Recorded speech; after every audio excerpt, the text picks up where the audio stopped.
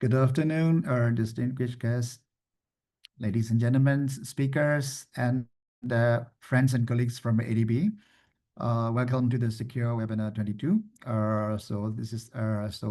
webinar supported by the Secure projects, which is this strengthening enhanced COVID-19 pandemic, post-pandemic, and health security for the Southeast Asia. And today, our webinar topic is harnessing innovation, next generation solutions for the vector-borne disease. So as you know, the ADB is supporting communicable disease, including vector-borne disease for several years. I think so it's almost 10, 14 years. We have regional malaria trust funds. And today, I'll be the moderator. So I am Jita, public health specialist for the Secure project. And then we're organizing and then inviting distinguished speakers from the various angles regarding the vector-borne disease, from the policies to the communities, including innovative technologies. Without further ado, I would like to invite Dr. Alexo. Dr. Alexo Espirito is the project officer for the Secure project, and then he's also the senior health specialist at the ADB Asia Development Bank. Before ADB, he worked on the health systems in Latin America, Middle East, and India with Gate Foundations, World Banks, and World Health Organizations. He obtained PhD in health services from Johns Hopkins, and he also the co-author for several health system study, including Lancet reports on primary health care. So Alexo, welcome, and the floor is yours.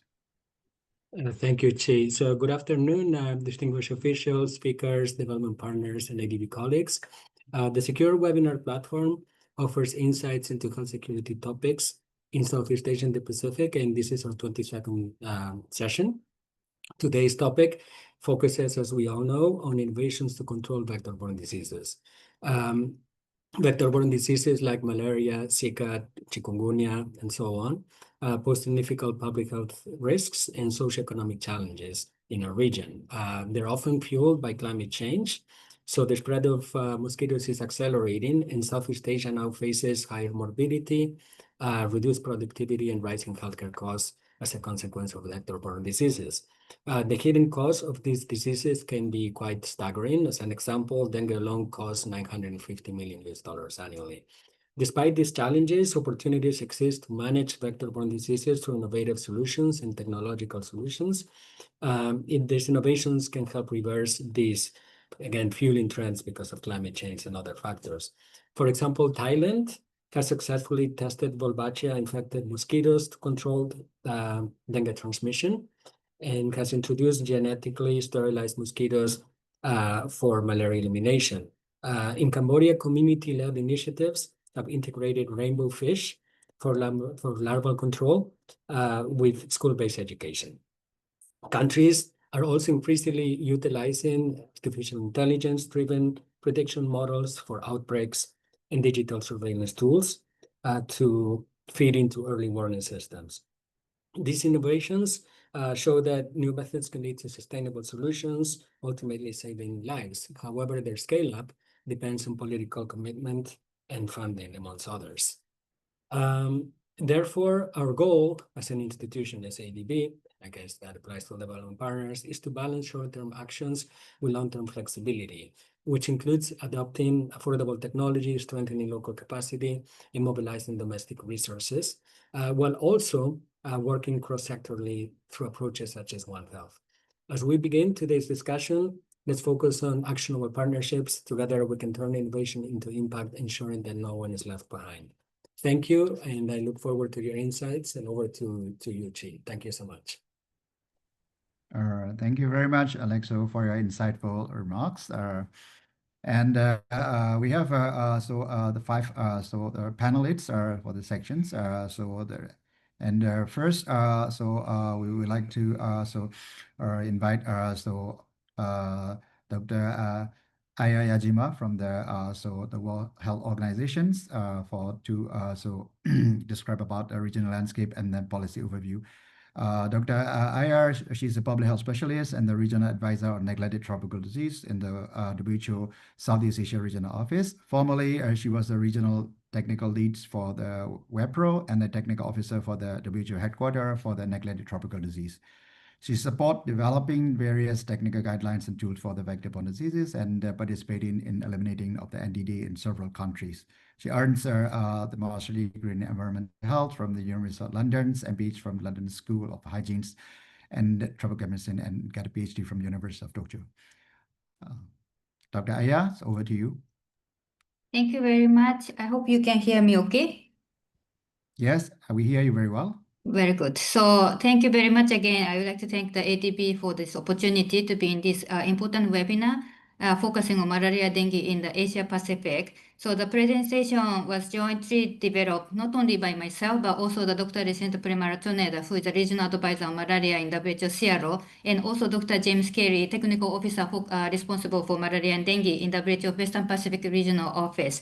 Because the Asia Pacific region is divided by WHO into two parts. The one is the Southeast Asia region, which covers 11 member states, from India in the west up to Myanmar and Thailand in the east, and also the Western Pacific region, which covers 38 countries and territories across the Pacific and Asia, from Japan in the east up to Laos, PDR, Malaysia, and now Indonesia in the west. Actually, the Indonesia used to be in CRO, but now moved from CRO to WIPRO recently. But the data-wise, up to 2025, Indonesia is included in CRO.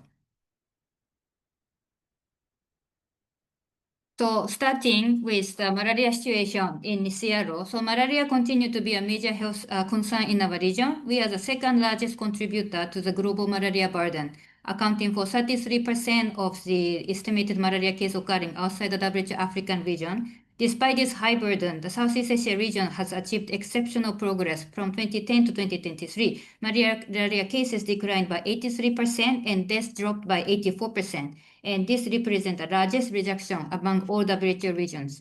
And as highlighted in the graph on the right, this steep and sustained decline contrasts sharply with the global trend. While the global case incidence and mortality were off track by nearly 50% against the Global Technical Strategy 2020 targets, our region was the only one to meet those targets, achieving a 40% reduction in both case incidence and mortality compared to the 2015 baseline. Looking ahead, the malaria elimination landscape in the region is marked by a mix of optimism and also complexity. So to begin with the good news, so Maldives and Sri Lanka were certified malaria-free long back and continue to maintain this status. Timor-Leste has also achieved 3 consecutive years of zero indigenous cases and just last month achieved a WHO certification for malaria-free. Among the 2 lowest endemic countries in the region, Bhutan and Nepal, the Bhutan has reported 0 indigenous cases since 2022 and now is on track to complete the 3-year milestone required for certification. Nepal has also demonstrated progress with indigenous cases dropping from 36 in 2022 to 15 in 2023. However, the challenges persist in other countries. Thailand is witnessing a continued increase in cases driven largely by population movement across the Thai-Myanmar border. DPR Korea has been showing an upward trend in malaria cases since the COVID-19 pandemic, which remains a concern. And also the situation in Myanmar is particularly alarming because the country has experienced an almost 10-fold increase in malaria cases, primarily due to ongoing political and social instability, which has weakened the health system and disrupted malaria services. And the situation is likely to worsen further due to the recent earthquake, which will add strain in already stretched resources. Moving on to the Western Pacific region, the 10 countries remain endemic for malaria, where China so far is the only country that has been certified as malaria-free. In 2023, over 978,000 confirmed cases and 300 malaria deaths were reported region-wide, of which 68% were P. falciparum and 32% were P. vivax malaria. And the highest burden is in Papua New Guinea, PNG accounting for 88% of cases and 90% of deaths of the regional total to date, followed by Solomon Islands accounting for 11% of all cases. However, with, as I mentioned, the Indonesia's introduction from WIPRO to CRO to WIPRO this year, the number of confirmed malaria cases will now increase by 500,000. Greater Mekong sub-region in the Western Pacific region, composed of Cambodia, Laos, and Vietnam, continue to struggle with addressing the emergence and spread of the drug-resistant P. falciparum malaria and hard-to-reach and mobile population that have limited access to diagnosis and treatment, and many asymptomatic infections due to their low parasite densities. Now moving on to dengue, Southeast Asia region is among, again, the highest burden region for dengue in the world, with 10 out of 11 member states endemic and reporting dengue each year, except for DPR Korea.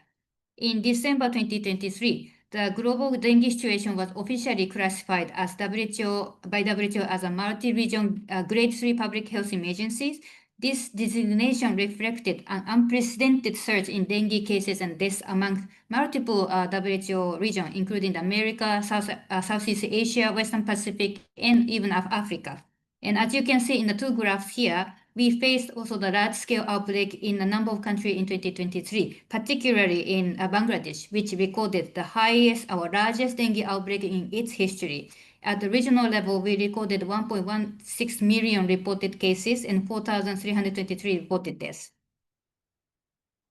So in February last year, we established a monthly dengue reporting mechanism between countries and WHO. And this slide shows a summary of data on dengue cases reported in 2024 in the table on the left, and also monthly case between January 2024 up to June this year in 9 countries. In 2024, Indonesia reported the highest number of total cases, followed by India, and Bangladesh and Thailand also reported a significant case numbers. This year so far, Thailand and Sri Lanka are the one reporting the highest number of total cases. But I'd like to also highlight that the definition of total cases differ by country. So some countries like Bangladesh and also Myanmar only report hospitalized cases, and while some countries report all lab-confirmed cases, or even some also include suspected cases. So the denominator for calculating the case fatality rate is different by country, and therefore we cannot really compare this number across the region. So in true sense, so we consider standardizing this reporting indicator across the region as one of the priorities this year. In the Western Pacific region, the WHO is extracting regularly the reported data in each country's official website to feed into the WHO global dengue surveillance system. So based on that, a total of 27 countries and territories has been captured by WHO global surveillance, and last year, over 316,000 cases and 200 deaths were reported from 20 countries. And this year, so far, already more than 203,000 cases and 413 deaths has been reported from 23 countries. And the country reporting the highest incidence this year so far include Fiji, Tonga, Kiribati, Samoa, and French Polynesia. So moving on to the policy and strategies for malaria elimination. So WHO's Global Technical Strategy for Malaria 2016 to 2030 established a fundamental framework for worldwide malaria control and elimination efforts. It comprises 3 pillars: ensuring the universal access to prevention treatment, accelerating elimination efforts, and transforming surveillance into a core intervention, supported by enabling elements, including innovation, advocacy, and strengthened health system. And complementing this global vision, the Regional Action Plan for 2017 to 2030 towards malaria-free Southeast Asia region provide targeted strategies addressing the regional transmission pattern and cross-border challenges. Similarly, the strategy for malaria elimination in the Greater Mekong sub-region 2015 to 2030 focus specifically on artemisinin-resistant containment and cross-border collaboration. And these are, And also for effective operationalization of such global and regional strategies cascaded down to the in-countries, high-level political commitment is critical. And for this, malaria has been quite successful. For example, in November 2017, all member states of the WHO Southeast Asia region made a historic and unified pledge by signing the Ministerial Declaration on Accelerating and Sustaining Malaria Elimination, affirming their political commitment to eliminate malaria from the region by 2030. In May 2018, the health minister and senior official from 6 Greater Mekong sub-region countries also signed a ministerial call for action to eliminate malaria in the sub-region by 2030.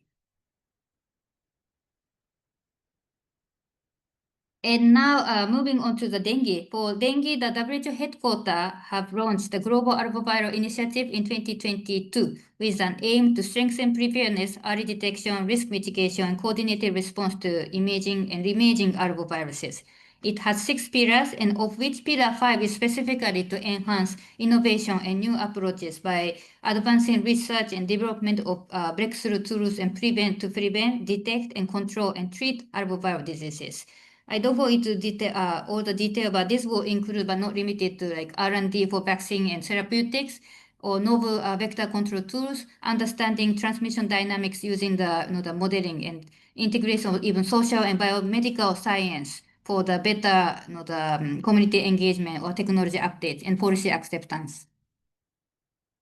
At the Southeast Asia region, we are also developing right now the regional action plan for prevention, control, and management of dengue in the Southeast Asia with 4 key pillars for member states to focus on system and capacity building, the disease surveillance, vector surveillance and control, clinical management, and then the risk communication and community engagement.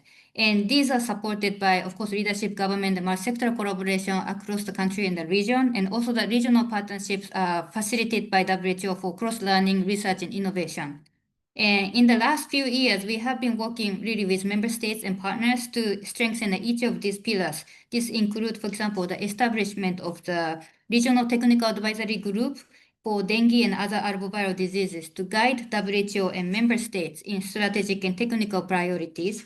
Also, as mentioned earlier, we established a monthly dengue data reporting mechanism from member states WHO that feed into the global and regional dengue dashboard to monitor regional country situation much better.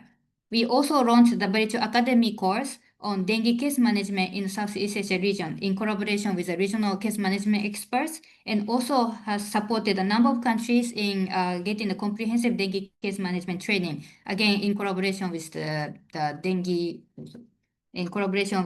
local experts.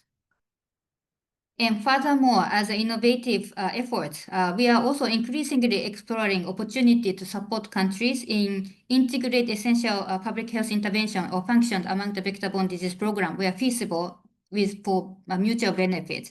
For instance, from 2023, we've been supporting integrated program review of vector-borne disease in countries where we bring both disease-specific and thematic experts to cover multiple diseases like malaria, dengue, something like Karaza or leishmaniasis. So to assess the program implementation from the central up to the provincial, district, and peripheral level, including community to make disease-specific recommendation, but also identify opportunities for program or service integration. For example, this table on table 1 is one of the overarching example of the recommendation came from the Sri Lanka on how we analyze different function activity for different disease, vector-borne disease program to identify areas of integration, potential integration.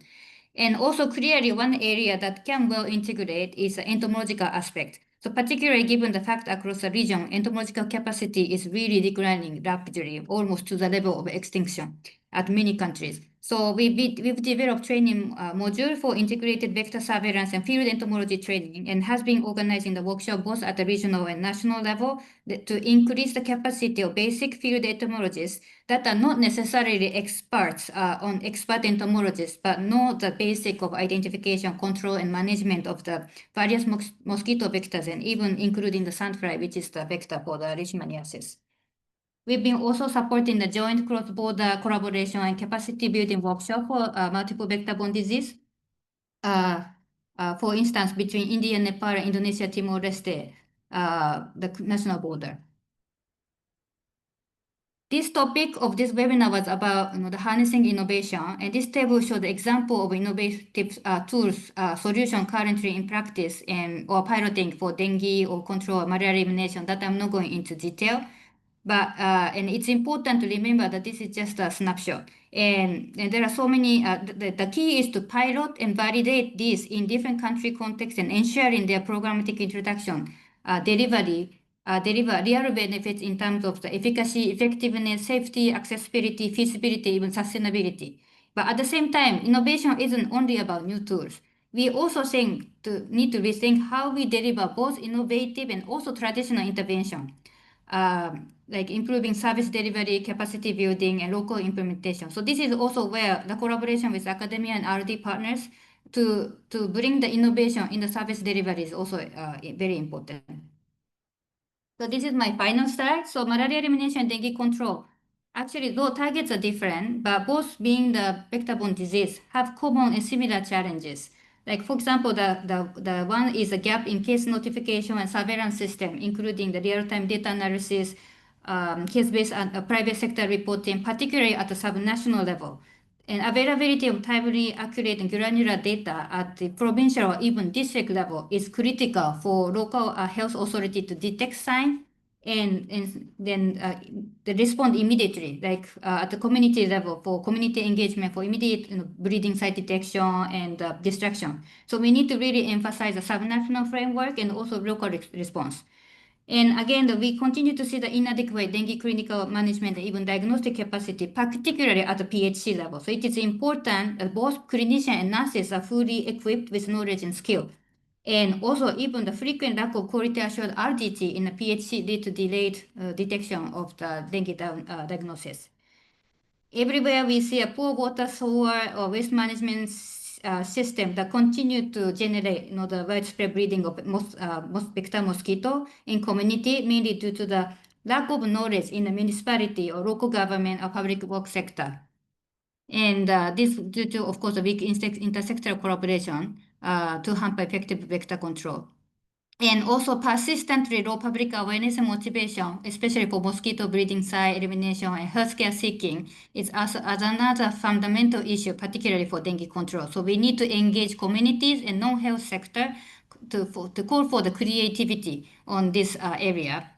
Then again, the lack of sustained financing is a common issue, particularly for dengue control, but also accelerating and sustaining a malaria-free status in successful countries. And I believe by now we are all convinced that vector-borne diseases are one of the most affected diseases by the climate change. We clearly see this through expansion, for example, of dengue transmission areas to highland countries and areas where dengue was in the past not known. And for malaria cases also too, the transmission is increasing in concentrated in hard-to-reach populations such as migrants, forest goers, or those in the border area, making access to prevention care difficult. Then we also have a malaria-specific issue, as I mentioned, this conflict situation in certain areas such as Myanmar in our current context. And in some parts of our region, there is also a situation where the high burden area is right next to the low burden area or area that have achieved elimination, making it a challenge to sustain elimination status. So this situation requires different approach and strong cross-border collaboration to sustain malaria elimination achievement. And as I mentioned, across Asia, P. vivax malaria is more widespread, which thrive in low transmission setting and requiring safe and effective treatment, making elimination a serious challenge. Then we also have an issue of increasing multi-drug resistance. So in short, innovation must cut across tools, delivery system, governance, and engagement if we are to sustain and accelerate our progress. And innovation requires strong collaboration and partnership among program donors and partners to think through and pilot and operationalize the innovation.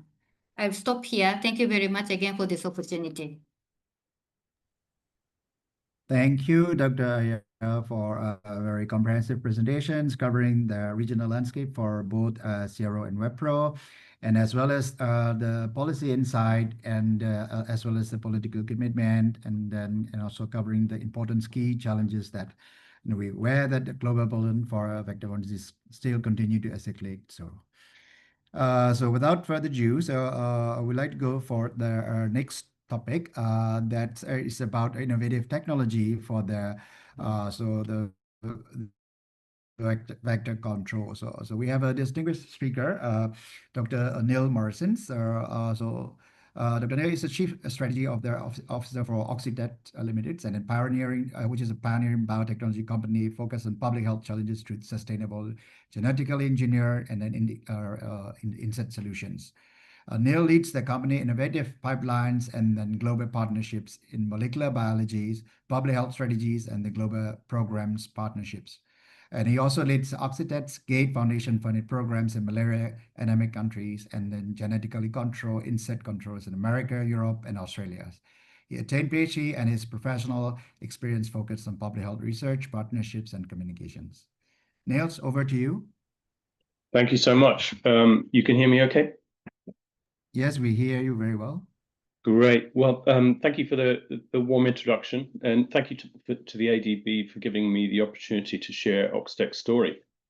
I'll dive straight in. For those of you who don't know us so well, we're the company leading the way in developing and scaling sustainable new mosquito-based solutions to solve the world's most important vector-borne diseases, which you heard in the previous talk by Dr. Yajima. In short, we make good mosquitoes to fight bad mosquitoes. So we've built our global leadership on 3 core pillars. Number 1 is that we've developed insect-based technologies that are among the world's most effective, proven pest management solutions. And we've innovated to develop end-to-end solutions from automated, scalable manufacturing production systems to shippable, easy-to-use deployment systems, such as the one I'm holding here. All of these elements combine to enable deployment at national scale, to meet pest challenges in a meaningful way and to ensure accessibility. So our solutions are designed to, for ease of use and for cost effectiveness. Those are absolutely central to our mission. So we've built a platform ready for impact at massive scale, ready to serve many of the globe's most pressing pest challenges. So the panels below kind of highlight the range of our work. Today, I'll share our dengue solutions currently scaling in Brazil and the Pacific and piloted elsewhere, including in the US. But we're also scaling our mosquito solutions in Central America and the Horn of Africa, combating those regions' most important malaria vectors. And we're also developing solutions for the Asian tiger mosquito, and also moving away from health into livestock for the most important pest of cattle, the Asian blue tick.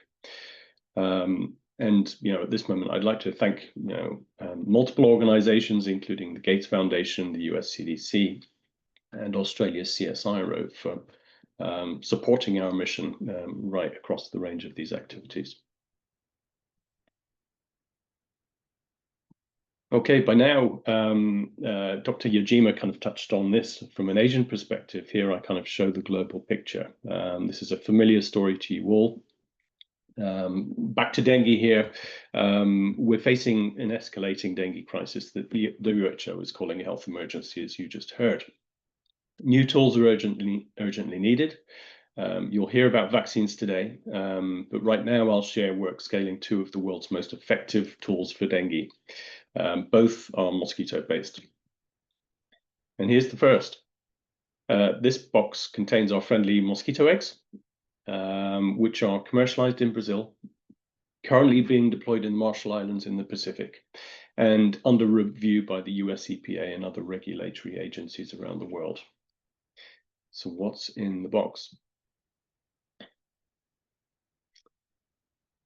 Okay, here's how it works. Our friendly mosquitoes, in this instance of the species Aedes aegypti, which is the world's most important dengue vector, carry 2 genes. One is a marker gene that allows us to track our mosquitoes out there in the field. But the important one is the self-limiting gene, which prevents survival of female mosquitoes.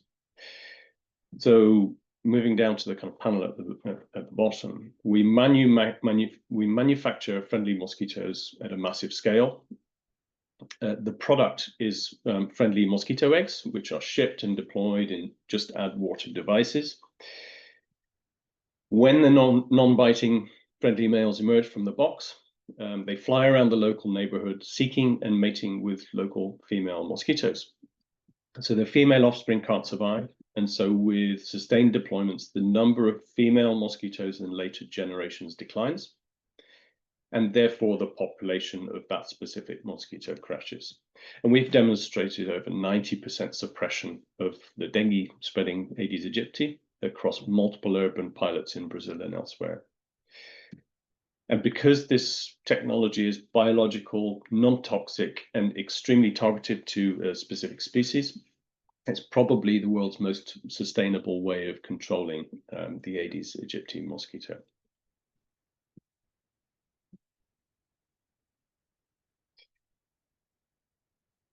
Okay, so just a little bit more context on how the product is deployed.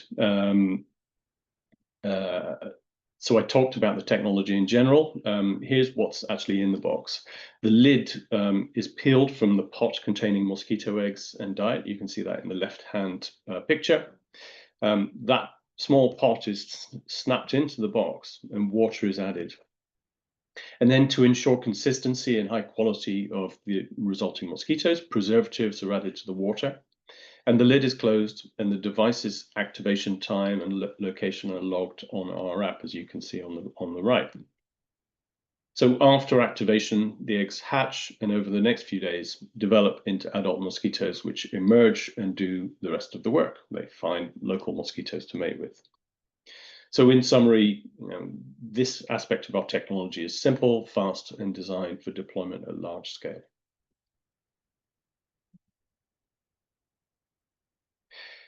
And since 2022, this friendly mosquito has been commercialized in Brazil and served city governments, businesses, and households nationwide there. We're supplying this market from the world's largest mosquito factory in Campinas near Sao Paulo. And we're partnering with more than 25 pest control distributors, including some of the world's largest pest control companies, to deliver the solutions into the market. So in Brazil, we've demonstrated that this genetic technology is no longer regarded as experimental. It's now a mainstream pest control product, manufactured at scale and delivered professionally to communities that show very high acceptance. And we seek to replicate this model in other dengue-affected countries.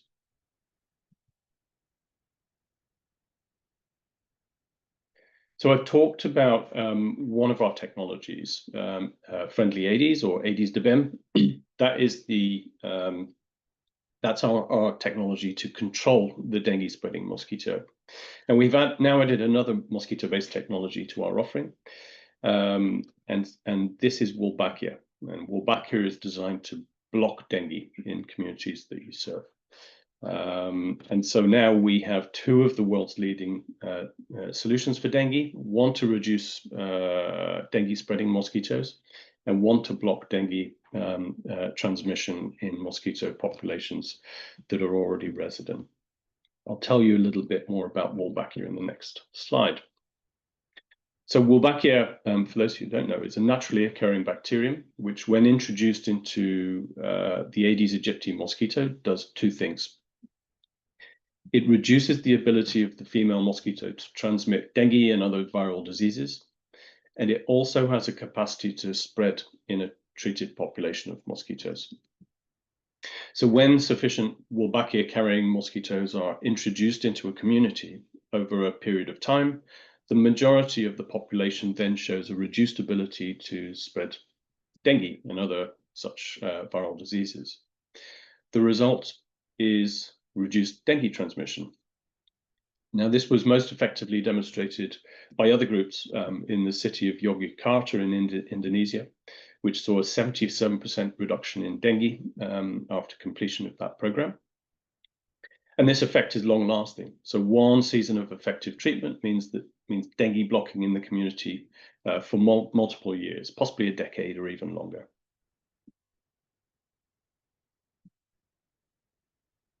So it's been successfully piloted around the world. The time has really come to scale this technology and really deliver on its promise for millions and millions of people.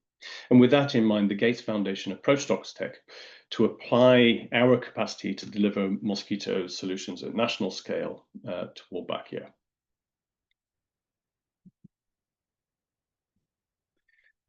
So to meet this request, we launched the Sparks initiative in 2024. So we have decades of experience in rearing, manufacturing, and releasing Aedes aegypti for other technologies. Again, focused on scale and accessibility, as I've said. And we're applying the same principles to Wolbachia. And so we're preparing to serve governments in the world's most dengue-affected countries, and we seek to do so at very large scale. So one such program we're building is the 100-100 Coalition in Indonesia. With Indonesian partners and leadership, we're building a plan to deliver Wolbachia in some of Indonesia's most dengue-threatened communities, with the aim of protecting more than 100 million people in 100 cities over the coming years. Now, this is massively ambitious, But we have the tools to do this, and we hope to replicate this collaborative model, combining Oxitec's platform and expertise with local leadership and expertise to reach more than 1 billion people before 2040. We're excited about the possibilities ahead.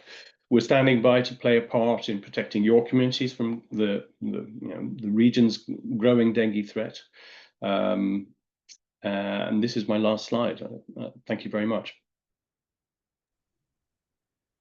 Thank you, Neil, for sharing innovative technologies from the Oxitec.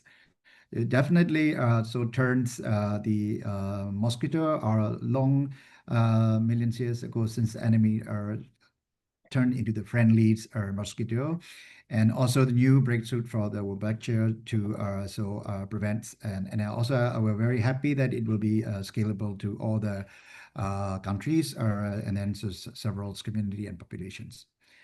And then next, we'd like to go deep dive into the malaria treatments and the diagnosis. And we have a distinguished guest, Dr. Caroline Leach. So she's a regional advisor for medicine for malaria venture for the Asia Pacific regions. Caroline is also the co-chair of the Asia Pacific Malaria Elimination Network, FMS. And she's the independent evaluation panel for the Global Fund for the Elimination of the Vivads.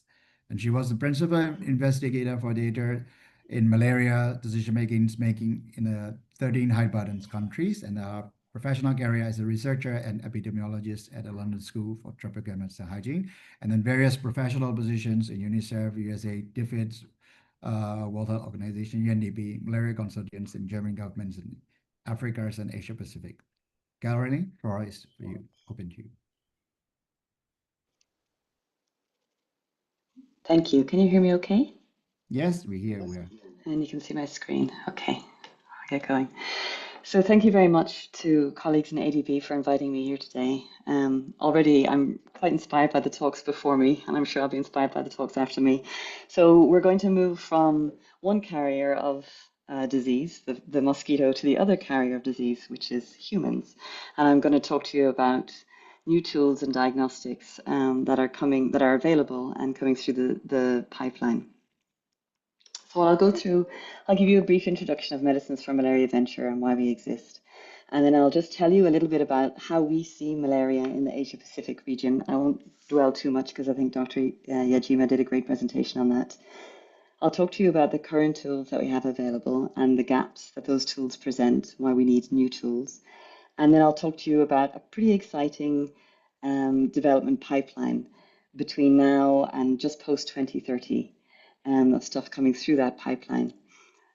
Just to highlight, I've focused on a comprehensive picture of new tools, so those that both MMV are developing and that others are developing as well. So I'll try and highlight those differences as I go through. And then I wanted to talk to you a bit more about new ways to deliver those new tools, and I'm particularly thinking about, Dr. Yajima, your point about the delivery of tools through health systems and how important that is. It's no point having new tools if we can't deliver them to the people who want and need them. And then I'll go through challenges and conclusions. So firstly, Medicines for Malaria Venture is a product development partnership that was founded in 1999 at a time when we were seeing huge resistance to first-line antimalarials, chloroquine and sulfadoxine pyrimethamine.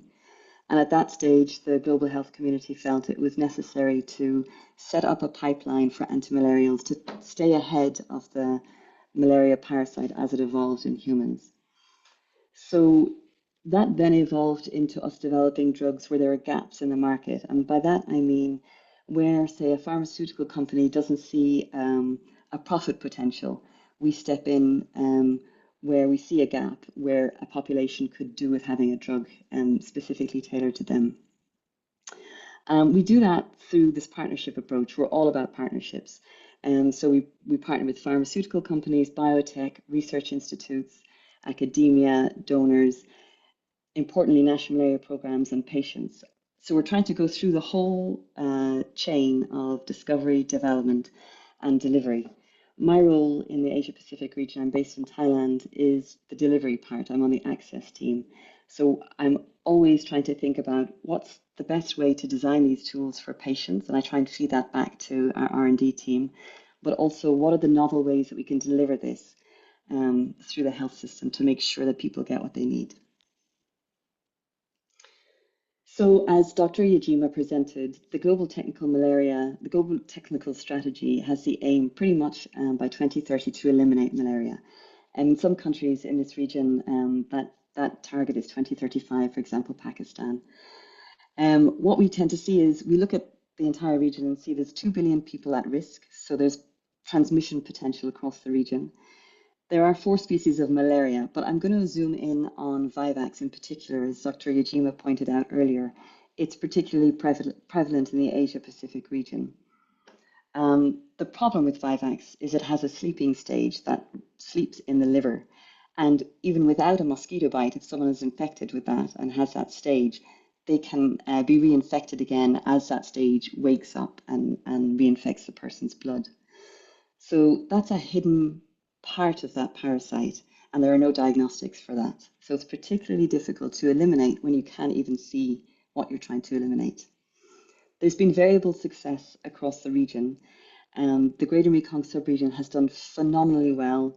About 10 to 15 years ago, they saw artemisinin resistance emerging, and they started to aim for falciparum elimination. And I think Dr. Soleil might talk a bit about the fantastic work that they've done in Cambodia in nearly getting there, I think.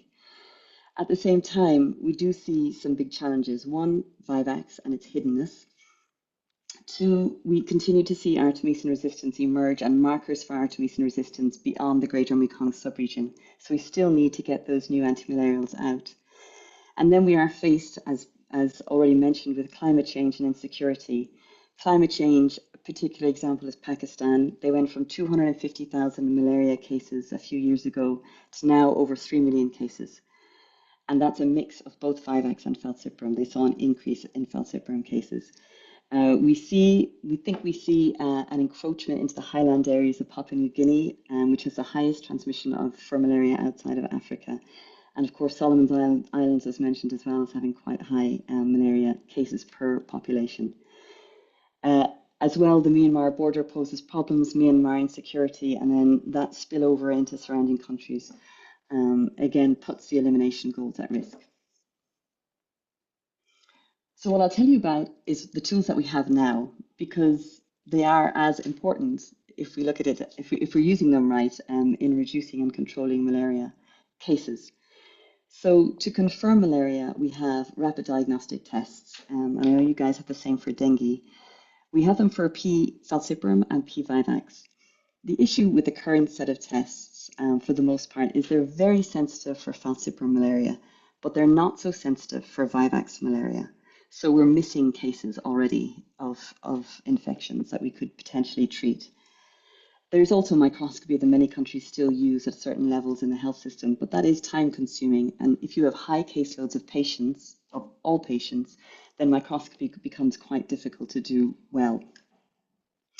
We have now, and this is quite revolutionary, what we call a G6PD test. So Vivax malaria, its sleeping stage presents some complexity. To treat that sleeping stage, we need to use a drug called primaquine, which is an aminoglycinine. But to use primaquine safely, it's useful to do a G6PD test to see whether the patient can safely take that treatment. Until a few years ago, we had to send samples up to like a spectrophotometer to do G6PD testing. But more recently, PATH, which is also a product development partnership, developed this G6PD point of care device. So now we can deploy this down to health center level and more safely treat patients. What we see with that is then healthcare workers feel more confident in safely treating the patients for Vivax malaria. So we're getting to lower caseloads. However, this is the first generation of that point of care test. So it is more complex, for example, than a rapid diagnostic test. And it is at the moment costly because all new tools are costly in their first phases. Going on, in terms of treatment for blood stage, as I said, back in 1999, chloroquine resistance was emerging for falciparum malaria. And so artemisinin-based combination therapies were introduced Now that's getting to be quite an old drug. It's 25 years, and we're seeing those markers of resistance emerging. So that's a challenge that's on our mind. We have chloroquine for Vivax malaria, but that's sometimes logistically complex, both to have chloroquine and artemisinin-based combination therapies for in-treatment algorithms. And then we've had primaquine for the last 60 years to treat Vivax malaria, that sleeping stage. But primaquine, and if any of you have worked in TB, you'll know the issue with patient adherence. It's either a 7 or a 14 or an 8-week treatment schedule. And that's difficult to get patients to stick to, especially if after 3 days of the blood stage treatment, they're feeling better. So that's one of the gaps that we saw as MMV. And then something that we're not involved with, but is being deployed at the moment, are the malaria vaccines, Mosquirix and Matrix-M, and predominantly in Africa, in some sub-Saharan African countries. But they have their own efficacy issues, and the immunity to those tends to wane pretty quickly. So more vaccines need to be developed. So I'll go through the pipeline.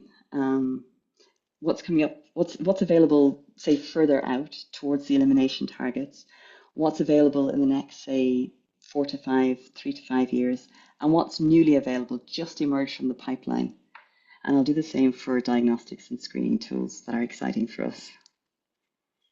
So further out down the pipeline, but good to bear in mind because we need to figure out the delivery mechanisms for these. We have lumefantrine combinations. The reason these are important is because the most common artemisinin-based therapy we have is combined with lumefantrine. And we see resistance emerging to both the artemether and the lumefantrine. So we're trying to think of different combinations and move away from commonly used drugs. So that's being developed by MMV. We're not involved in monoclonal antibodies, but I think that's an exciting technology. That's a prevention mechanism rather than treatment. There are 3 candidates in the pipeline at the moment, and that could cover patients or people for about 6 months. But the most advanced of those are in phase 2 trials, so pretty early in the process. MMV are starting to develop long-acting injectables, and this is exciting. So where we see a lot of seasonality, which we do in the Asia-Pacific region, for example, Pakistan, I think around 90% of their cases fall over 4 to 5 months. This is one injectable that could last the season and then completely reduce that seasonal curve. So it's malaria protection in a shot. And then, of course, there's the mRNA-based vaccine. So another set of vaccines being developed based on different technologies are coming down the pipeline as well. But as I said, those are much further out, so towards 2028 or 2032. Next down the line, in the next few years, we have non-artemisinin combinations. This looks like quite an empty slide compared to the last one, but actually this is really exciting because it's the first step away from artemisinin reliance. As I said, most of the countries in the world are using artemisinin-based therapies, and this is a move away from that. This could help protect populations where we're seeing that resistance emerge. And the other is the triple artemisinin-based combination therapy. So as the parasite is evolving, we're trying to add on additional ways to reduce its ability to fight the drugs that we're using against it. Right now, we have a lot of tools that are coming just out of the pipeline. In fact, in the last week, we just heard that the pediatric primaquine doses, so these are smaller tablets, 2.5 and 5 mg tablets, have been expert review panel approved, so they're procurable by Global Fund.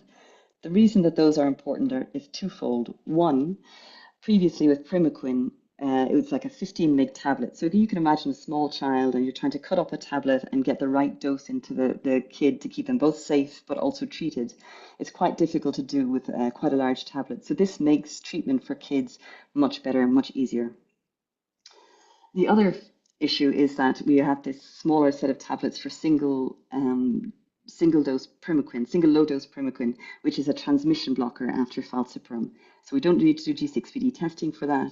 You can give it with an ACT, and that stops the mosquito from picking up the parasite to transmit it onwards. So it's very good for elimination settings and also control settings. The other thing that's available, and excitingly, Thailand is implementing this since last year, and they've finalized their national treatment guidelines to include it, and this is tafenoquine, adult tafenoquine. This is 1 dose cure for the liver stage Vivax parasite that I mentioned earlier, the one that's hidden away. Previously, as I said, we were using primaquine, that could be 7, 14 days. With tafenoquine, it's a single dose. It's a kind of panacea of treatment. The efficacy is around 70%, but the effectiveness is high because a health worker can watch the patient take the drug and be sure that they've been treated for that liver stage. That has to happen where there's G6PD testing, though, so it's not as easy as just giving out that drug. There has to be additional screening done to make sure the patients are safe. There's a pediatric formulation of that as well. That's been pre-qualified by WHO as well, and that's for ages 2 to 15 years of age. The other exciting innovation is rectal artesunate. And I look at Shri when I think of this because this is for, this enables community level pre-treatment of smaller children who have severe falciparum malaria. So they're given a pre-referral treatment, moved to the health facility to get the rest of their treatment. And this has shown a remarkable impact in areas of sub-Saharan Africa. And then very briefly, the emerging diagnostic tools. I said before that we don't have great sensitivity for rapid diagnostic tests, but now there are those coming out that have better sensitivity to detect Vivax. So we'll be able to see the parasites that we're trying to fight, and they have the similar sensitivity for falciparum malaria. So we're not reducing down that sensitivity. What's super exciting is PD serotat, and this is a serological diagnostic. So I said to you before, we don't have a diagnostic or any way to figure out whether someone is carrying the liver stage of Vivax malaria. This serological test detects antibodies that someone has had of an infection 6 to 9 months prior to getting the test. So it could be a proxy for seeing the hypnozoites in people and treating people who seem to be without symptoms. So they might be transmitting but without symptoms. This could be really good in low transmission and elimination contexts where those hidden reservoirs are continuing to transmit. So the other part I wanted to just briefly talk through are some ways that we are thinking of to deliver prevention or treatment of malaria. As I said before, and Dr. Yajima nicely covered, delivery of the new tools is, I think, as important as the new tools themselves. So one thing that we're thinking of for this region that's been done in West Africa, for example, is seasonal or perennial malaria chemoprophylaxis, and that's 1 dose with sulfadoxine, pyrimethamine, amidiaquine for children. And so the idea with that is where there's strong seasonality, a little bit like the long-acting injectable, you're trying to reduce the curve and reduce the morbidity and mortality. And this is a WHO recommended approach. We're also looking at ways, and I think they do this in the vector control world really well, of mitigating resistance with multiple first-line therapies. And that's where you create a mosaic treatment to try and stay ahead of the parasite evolution. So if we don't have a new drug per se, we might be able to rotate different treatments over time or between locations. And the aim there is to delay the parasites getting resistant to one particular treatment. Another way that we're looking at potentially for Papua New Guinea is going down again to the community level to deliver intermittent preventive treatment for pregnancy, which is an incredibly cost-effective way of reducing maternal mortality and neonatal mortality and low birth weight. It's a community delivery approach, and it's a WHO recommended approach. And finally, one way that it's still being tested, but we're trying to think about those hard to reach populations that were mentioned previously, the forest goers, the gold miners, people who are regularly traveling cross-border. One way that we're thinking of is malachite, which is currently being tested in Latin America for falciparum, and we're trying to think about how we would introduce that for Vivax malaria as well. So this is a kit where people can self-diagnose and self-treat as they're traveling on the road.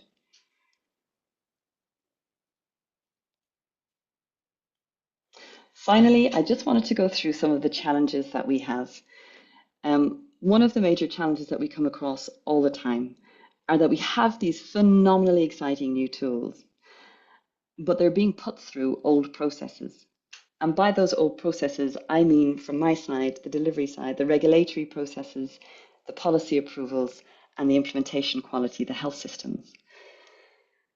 We see large delays in getting things approved, even after the clinical trials are finished, both globally and nationally. And then as implementation occurs, we see a degradation of quality. Health workers potentially aren't trained, there are stockouts occurring, this kind of thing, which means that patients aren't getting the treatment that they should be getting. There are some possible solutions. We see regional reliance mechanisms, the ASEAN Joint Assessment Mechanism, for example, where regulatory authorities can come together and look at dossiers to approve them jointly. There are novel ways to improve health system quality. And then these innovative delivery of new tools that I've just presented, the seasonal malaria chemoprophylaxis or community level care. So my conclusion is that there are phenomenally new and exciting tools becoming available, more down the pipeline. Technically, malaria elimination is possible. We're seeing it in Bhutan, Sri Lanka, East Timor. But the question for those other countries that have higher caseloads are the new processes in place to match our new tools that are coming down the pipeline. I'll stop there with many thanks to everyone. Thank you, Caroline. Your presentation just recall our past experience about over 10 years for about we've been struggling with the artemisinin resistance, and then the global funds, UNOPS, so invest a lot of money for this artemisinin containment. So, and then we're very happy to hear that in the future there will be no need for the new therapies without artemisinin. And also with my past experience with malaria, consider it's very difficult to manage the correct regimes among the treatment. So that's why we really highly appreciate that. The treatment and then as well as the diagnosis is very critical, key importance. And also our ADBs have previously support through the regional malaria trust funds, especially for the promoting diagnosis and then preventions and treatments, especially to the communities, marginalized populations. So, with this regard, we have the special expert, so Dr. Shri Archer, who's closely working with the CSO platforms in the community. So share the experience. Dr. Shri is a program manager for CSO platforms at Allied Southeast Asia with over 15-year experience in public health. He worked in more than 7 countries, focusing on the health system strengthening community engagement and delivering equitable service for marginalized population. Shri oversees the CSO platform operating in the Mekong region, supporting network for over 60 CSO. And he also serves as community connectors for the Global Fund and as a member of the Mekong One Health Climate Change Working Committee and as also the observer for the Global Fund RAI Regional Steering Committee meeting. So Shri, the floor is yours. Thank you, Sita, for very good introduction. I'm not a doctor, but you are so nice to give me that title. Let me start thanking ADB for giving me this opportunity today to share some of the work we are doing as part of CSO platform. As Sita, you highlighted, the CSO platform, just those who don't know about us, is a network of community and civil society organization. We started this network from the Mekong region with focus on malaria, but now we have expanded this work of this CSO platform to broader infectious disease and One Health, climate change and health. So because of this expansion, we are also now expanding our network beyond Mekong 5 countries. So we also started working with some South Asian countries and some countries in Pacific. But in terms of One Health and climate change and health, we are still in very early stage. So our primary focus is in malaria. And the CSO platform is funded through Global Fund Regional Artemisinin Initiative grant, which our previous speaker has mentioned about the project. And this is part of that project. We focus on knowledge sharing, capacity strengthening of community and civil society, advocacy, and we also do coordination support between civil society organization, but sometime between community, civil society organization, and the National Malaria Program. And through this Global Fund 3 Disease regional component, we also engaged in TB regional project, which is unfortunately going to discontinue this year, but we're also part of the community engagement of that regional project. So today here I'm bringing community perspective, which might not align with the system priority or the system perspective, but all I will share today is what relevant to civil society and the community. So it's good that Dr. Aya has mentioned about the size and then some of about this disease, but just to give you a snapshot, vector-borne disease are among the significant public health threat in Asia and the Pacific. And civil society and communities are on the front line of prevention and response. In civil society organization, they have proven to play a pivotal role in vector-borne disease response, and I will go to detail in the following slides. The major common vector disease in Asia and the Pacific are malaria, dengue, chikungunya, and Japanese encephalitis. But then I was reading BBC last night, and I was so astonished to see the chikungunya case, and then some of the filariasis cases is increasing in our Mekong countries. Our previous speaker has highlighted the key risk population, but this through the civil society initiative. We also identified these people living in poor housing condition, migrant forest goers, those people frequently moving within the country or across the country, ethnic minorities, children under 5 years, pregnant women, and those immune compromised people, and urban slum population are at high risk of the disease that you see as a key burden. Talking about dengue, I won't go to the detail because our previous speaker had a thoughts on this, but if we just look at the data from 2024 in Asia Pacific, we see nearly 600,000 cases and more than 1,500 deaths. And it's making second most affected region after the America. Indonesia, Bangladesh, Philippines, Vietnam, and Thailand are among the top 5 countries with huge burden. Malaria also is similar. There are some similarity in terms of risks and the risk population. Just to spot on the malaria cases in 2024, more than 4.8 million malaria cases, as Kerry mentioned earlier about the climate change, and in Pakistan, it was related to climate change, but also some of the conflict in the region we have seen, and some of the funding constraints happening from beginning of this year. India, Indonesia, Papua New Guinea, Myanmar, and Thailand are among the high burden countries in this region.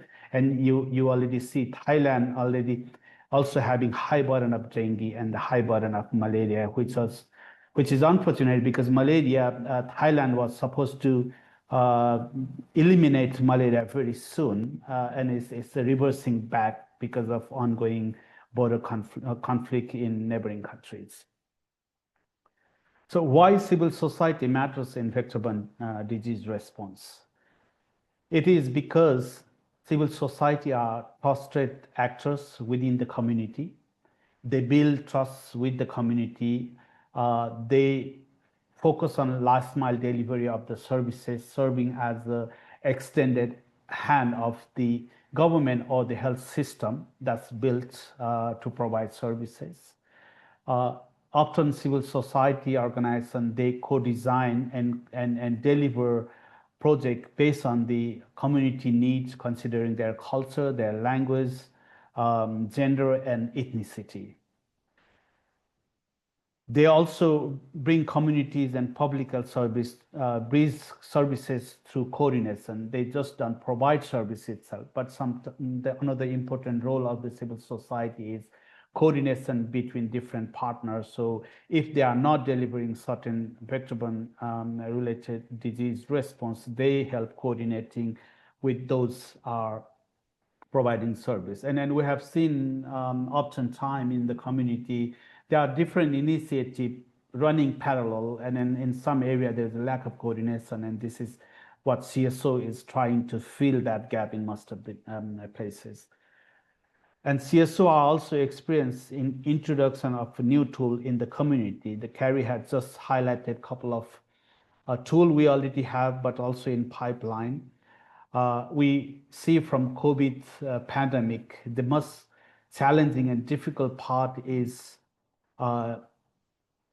getting community acceptance, utilizing new tools and services related to that. And then the vaccine delivery or vaccinating community was at some time very hard because of we didn't started with the proper sensitization and community vaccine literacy, but that has improved. But that's a good example for us. Also, if any new tools coming in, exactly that's what we need to do in the community, so they understand what they are going to eat, what they are doing to intake, and what's the consequences of that into their health. So core area of the civil society is also a little bit highlighted in my previous slide, but just to reemphasize, they engage more on the community engagement, mobilizing communities, and also doing some of the capacity strengthening for the disease prevention, vector-borne disease prevention. They also focus on the community-based counseling and referrals. That's being very effective in malaria response here in the Mekong region, where we are speaking from now. In Mekong, different countries, they have very good system of this community-based services where community, in some country, not in all, some country, community that themselves provide services. For those that are unable to provide services, they help them to bring into public health service center where they can get malaria services. Community-based and community-led surveillance and reporting response is another core area of the civil society organization. They work in collaboration with the local authorities at the provincial level and sometimes at the central level to collect information, data, and help them to input in the data system. Civil society organization provides awareness and social behavior sense communication that I mentioned, because they translate those materials and they tailor those approaches based on the community needs, their culture and language. So that has been very effective. Many community civil society organizations also help communities and local CBOs also in policy advocacy. For malaria, as I mentioned earlier, in the Mekong country, there have been many examples that civil society organizations can also test and treat patients. But still, we have this challenge in two countries in the Mekong region, that countries are not allowed because of the policy and legal barrier. But I can take Laos, Cambodia, and Myanmar as the best practice of delivering community-based services of malaria.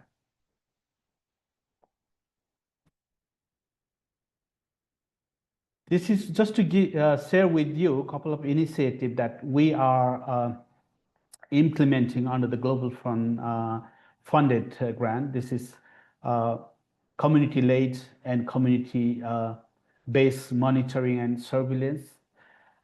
This is used in Mekong region to monitor service coverage and gap in malaria program. This approach leads to improve service delivery through the identifying and highlighting what are the need and barrier that community have at the service delivery level.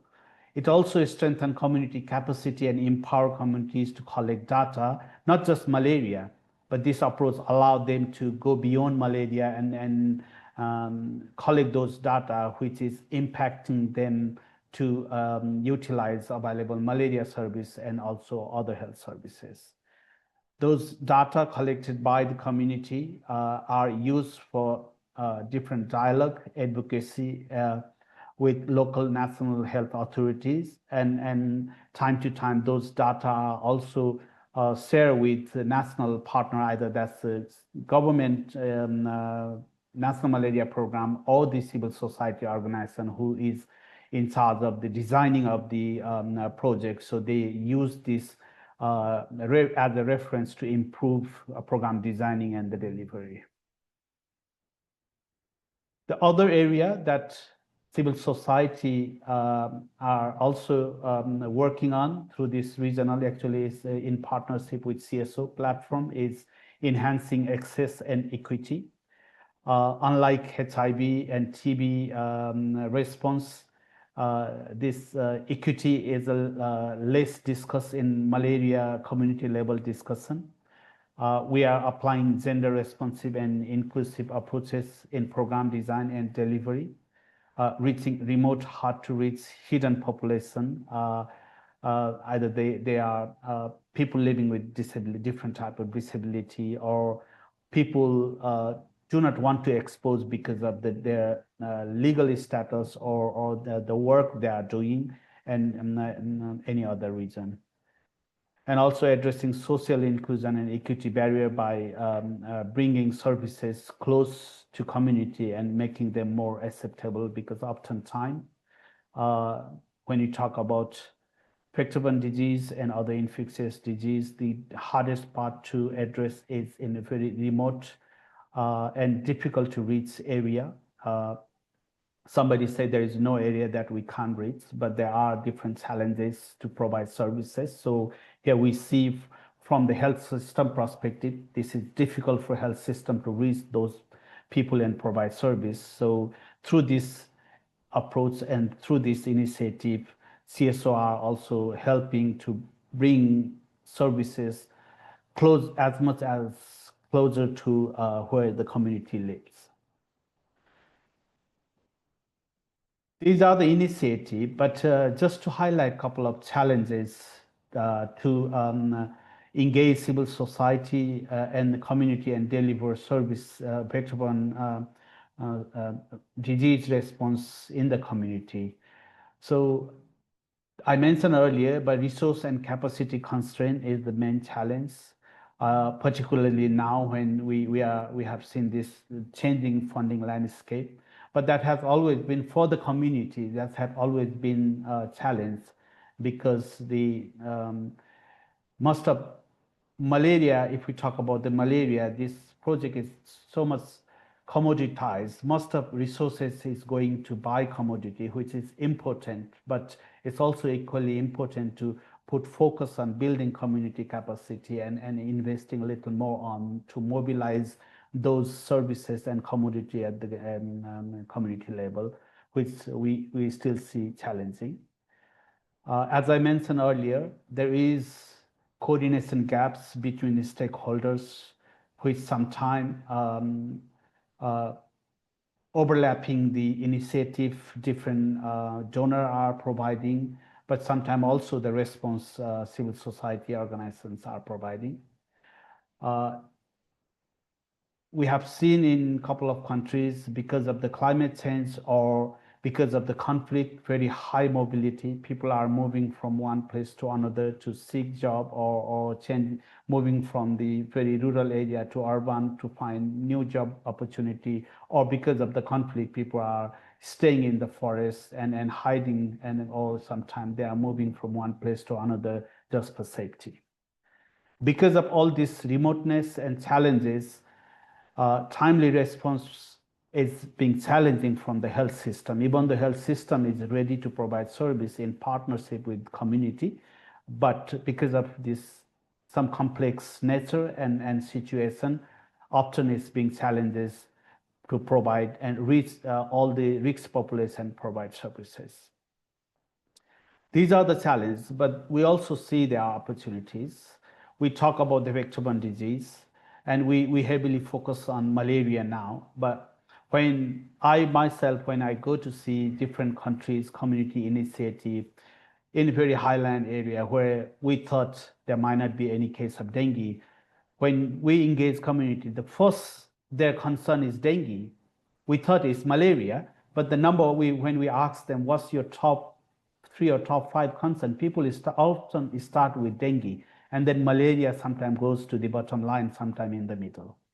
So we have now integrated vector control as tools, and if we can also integrate the response, even these two diseases are different, but when we are talking the same community, same people, there is a way that we can package this as a one service and deliver in the community. In the Mekong region itself, we have large network of existing community health workers and volunteers. Thailand has millions of community health workers, and there are more than 30,000 malaria volunteers are funded under the Global Fund RAI grant. So that is an opportunity for us to respond all the vector-borne disease through this existing community-based network of volunteers. We have digital health tools and use of social media, and it's increasing. And since the COVID pandemic, we all were relying on social media to share information and data, not just for the COVID, but for other disease also.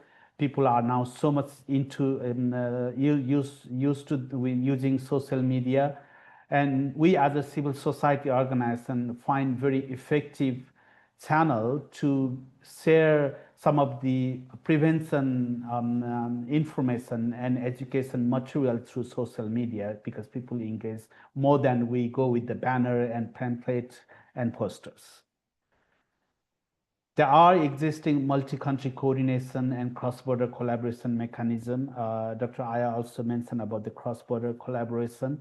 So there are existing, and I think ADB also has itself in the Greater Mekong region, the health response mechanism. There is a regional steering committee of Global Fund RAI grant, which brings 5 countries, MOHs, National Malaria Program, and all the technical and civil society representative in one place that covers 5 countries. There is ASEAN in the Southeast Asia,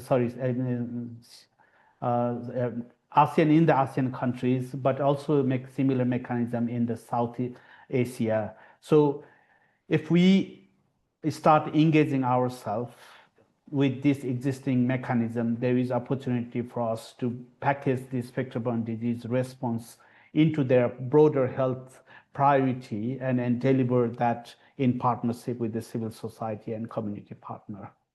And all our previous speaker has highlighted about the tools. So I think the biggest opportunities and good news is now we have best tools available now, and more are coming. So if we can make sure that those tools are delivered in the community in a timely manner, and also with now focusing on increasing community awareness and literacy about the tools that we are bringing, I think those opportunities will help us to control or eliminate vector-borne disease. We are facing a challenge now. So in conclusion, civil society is vital for sustained prevention, control, and some vector-borne disease elimination. But we also been advocating that there need to be some level of transitioning approach, those expertise and that technical capacity slowly to local health authorities and the communities on the ground.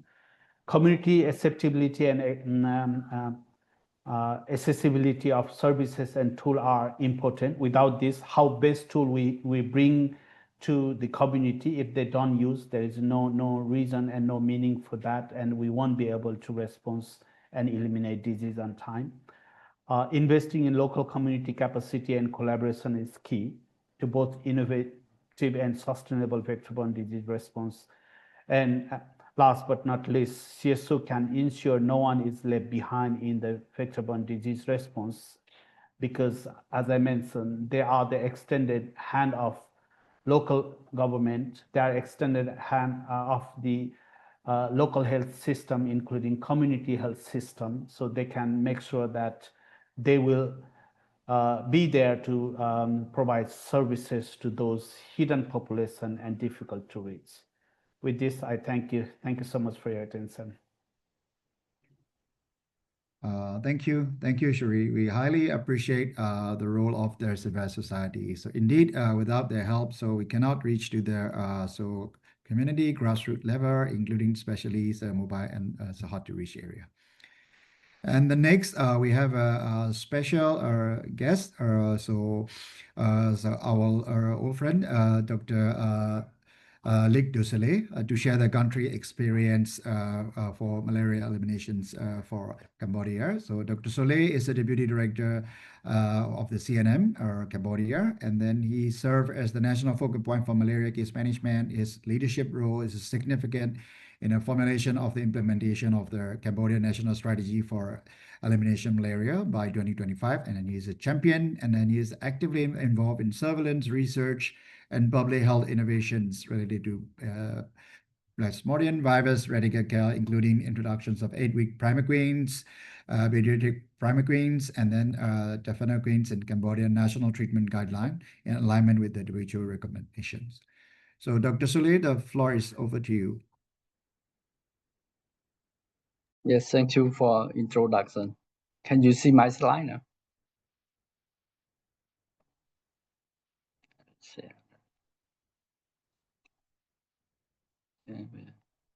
Can you see my slide? Yes, can you see my slide? Not yet. Do you need us to share on your behalf? Yeah, maybe. Yeah.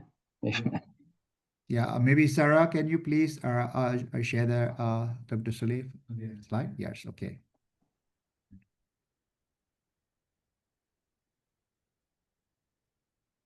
Yeah, so thank you very much. Now, Dr. Soleil, yeah. Okay.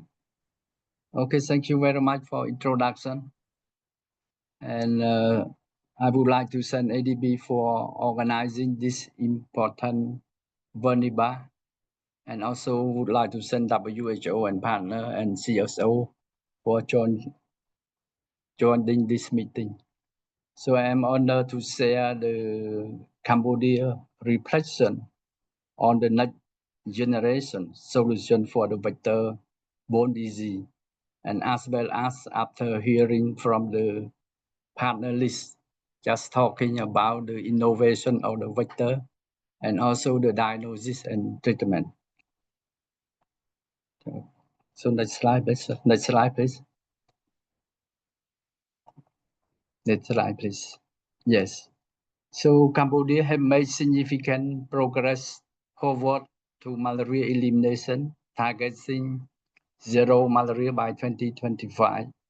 But we face challenge from drug-resistant PF and particularly the persistence of PV reservoir. So next slide, please. So if you look at the malaria incident 2024, the data show that malaria cases remain concentrated in border area and forested area, with migratory population at high risk, so such as forest worker, minor group, and migrant population. The next slide, please. If you look at the malaria situation by species, 2021, even up to now, so Cambodia reaching zero PF indigenous case, and we are now switch forward to PV predominant. Next slide, please. Yes, so this is just to show you that since 2019, VMW have conducted more than 70% of all case malaria tested and identify more than 55% of total malaria case nationwide. Yes, so next slide, please. Yes, so this is just to show you that the coverage of PV radical Q have dramatically increased since we initiated the pilot in 2019. So, however, radical cure for GCPD patient was only recently rolled out, such as there is no remaining reservoir of the previous PVVAC patient, so who did not receive radical cure and those susceptible to relapse. Yes, next please. So here just to show you about dengue situation in Cambodia. So dengue Cambodia is currently finalized the next national strategic plan for dengue. So the goal is to significantly reduce the burden of disease and the death from dengue and Aedes-borne arbovirus in Cambodia by 2035. So next slide, please.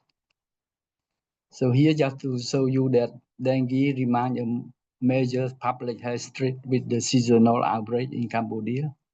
So increased urbanized climate change and vector adaptation are driving dengue spread. So we can see that dengue outbreak. Next slide, please.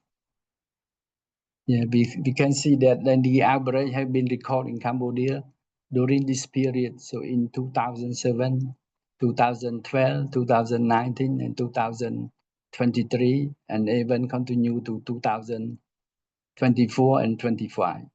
So each of these outbreaks were characteristic by the single dominant or serotype. So dengue serotype 3, yeah. And in 2017, dengue 7 type 1, so in 2012, and followed by dengue 7 type 2 in 2003. And dengue serotype 4 so have been consistently circulate at a low level and had not yet been implicated at any large scale of the outbreak.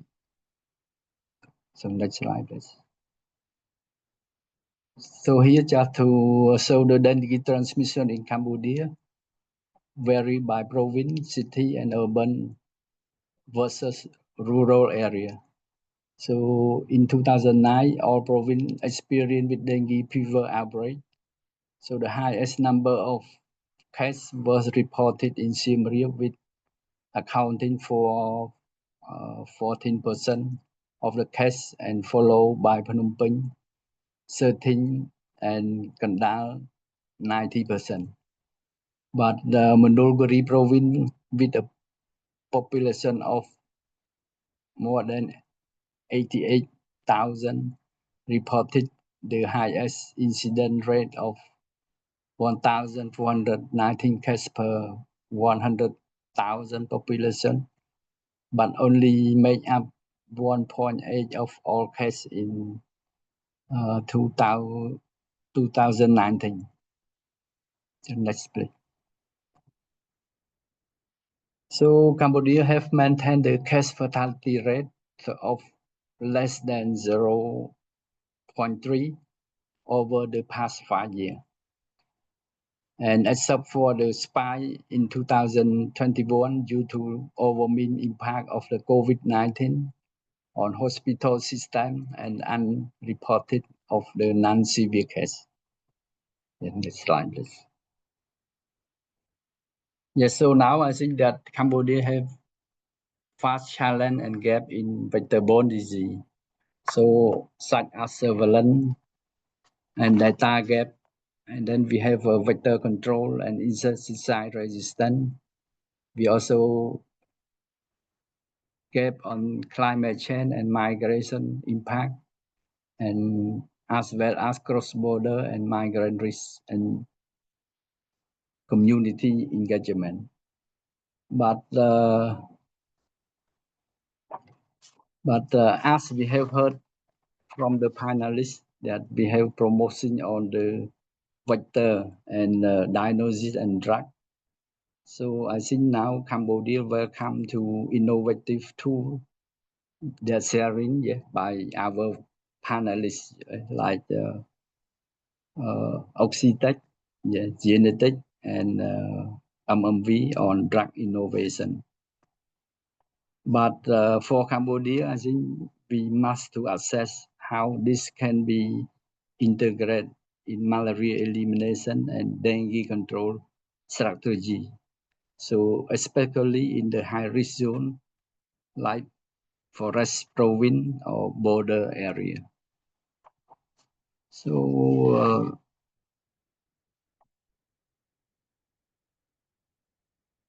I think that is all from my part that I would want to say. So thank you very much for inviting. Thank you, Dr. Soleh, for sharing overview of the Cambodia situations, which is very similar to the other countries in their GMS. And now this is time for the questions and answer Q&A sections. And as we have a couple of questions to each speaker and online, as well as I also have some questions. The first question is to the WHO, Dr. Aya. So it's about especially about any strategies or any approach that how the vector-borne disease strategies can be linking with the climate change and then climate adaptations and mitigations. Over to you, Dr. Aya. Thank you for the question. So the addressing climate change itself is of course not necessarily the job of the public health or health agency or stakeholders, but we need to really mitigate their impact. But this is essentially requiring the expanding the programmatic the capacity and also services, particularly like surveillance, diagnostic capacity, case management capacity, and even the community awareness on this vector-borne disease in the area that were not previously affected by vector-borne disease. For instance, even ensuring the quality assured RDT for dengue in health facility, even up to PHC in the area that was previously not affected, and even ensuring the case management capacity or at least referral mechanism is there so that the case is detected and managed in time. So I think this have expanding the basic capacity in those areas, anticipating the impact of the climate change is the first step and essential step. Thank you. Thank you, Dr. Aya. And also, we have another questions that are linked especially to their innovative technologies to Neil. So for their genetic therapy for mosquito. So can you little bit elaborate more about the cost implications? How are the cost? What is the cost? And then do you have any evidence, cost or benefit analysis or any economic cases for that, so that it will be very useful for the other, especially for the low-income countries, to use these interventions. Over to you, Neil. Thank you.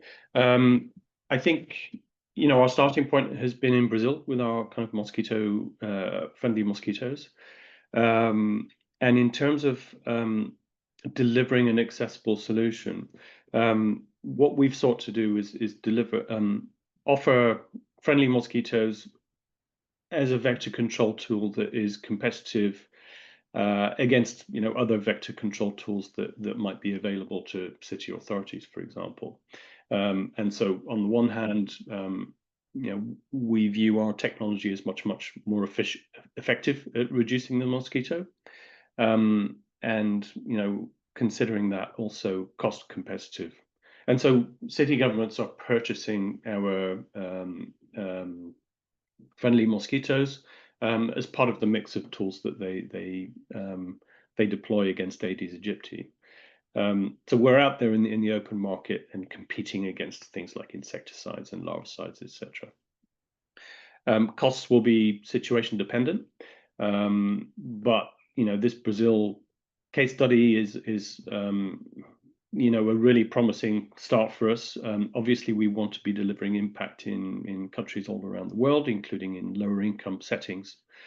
Kind of moving across to Wolbachia, the World Health Organization kind of set the tone in recent years by publishing a preliminary target product profile, which included target pricing, which for lower income countries was set very low, some less than $2 per person in some instances.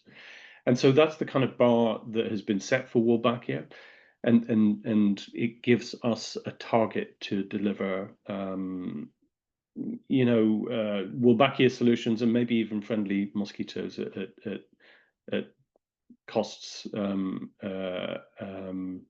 aligned with the WHO TPP.